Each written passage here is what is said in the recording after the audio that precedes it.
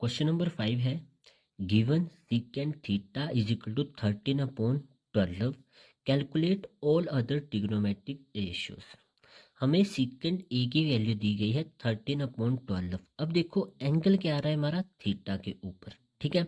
तो हमने एक रफली फिगर बना ली, ए बी सी, ये हमारी राइट एंगल ट्रायंगल है, 90 डिग्री का एंगल आ रहा है बी के ऊपर। अब मैंने थीटा या तो यहाँ पे लेना है या फिर यहाँ पे, तो मैंने यहाँ पे थीटा ले लिया है, मतलब ये बेस हो जाएगा साथ वाली साइड, परपेंडिकुलर ये वाली साइड, और ये हाइपोटेन्यूज।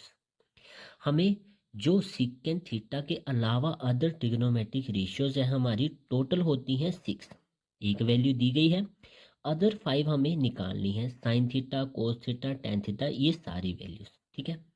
तो सीकेंट थीटा ये हमें गिवन है 13/12। अब सीकेंट थीटा किसके बराबर होता है चेक कर लेते हैं। पंडित बद्री प्रसाद हर हर बोले, तो यहाँ पे साइन, कोस, टेन, कोसिकेंट, सीकेंट और कोट।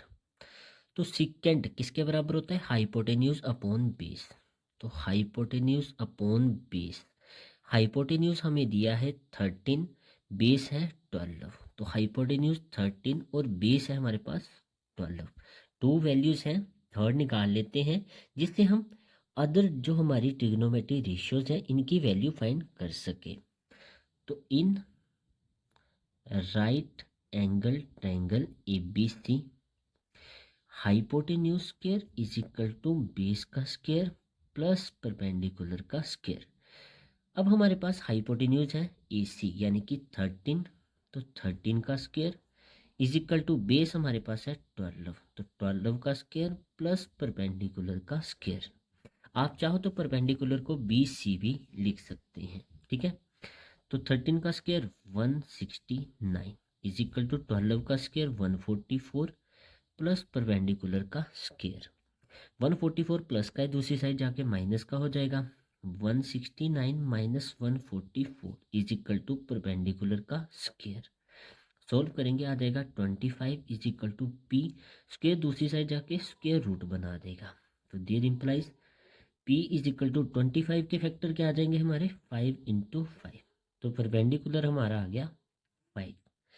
परपेंडिकुलर बी सी है तो आप इसको बी सी भी लिख सकते हैं, तो ये आ गया हमारे पास 5।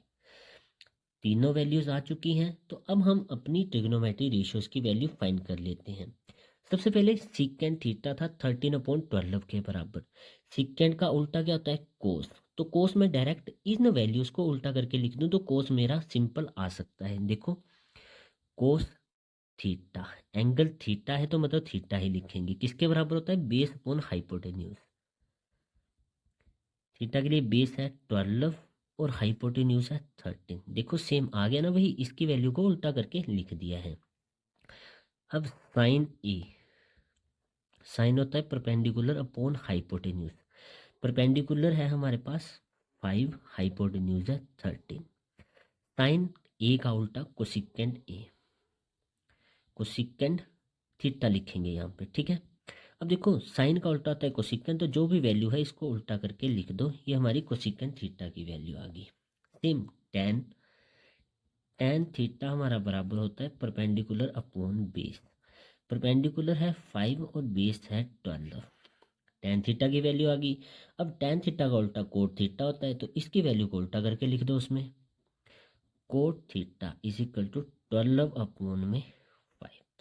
तो एक हमें ट्रिग्नोमेट्री रेशियो गिवन थी, अदर 5 हमने निकाल ली, तो यहाँ पे ये क्वेश्चन हमारा कंप्लीट हो गया।